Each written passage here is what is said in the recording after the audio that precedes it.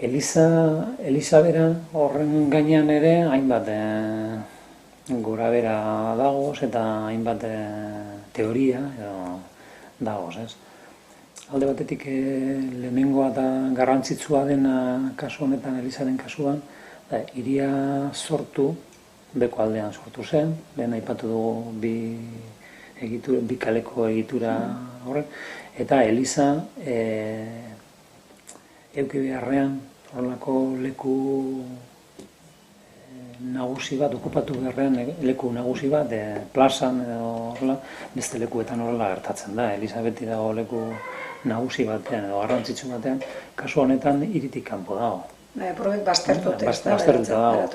Hor, suposa daiteke azken batean hiria sortzen denean eta hori hiri txiki bat moduan sortzen da.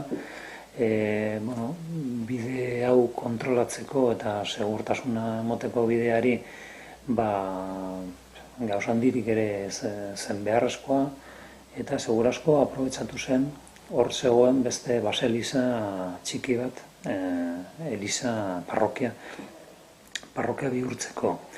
Gainean parrokia horrek edo baseliza horrek zeukan beste ezaugarri bada zarrera bidean eta irtera bide bazterrean zegoela.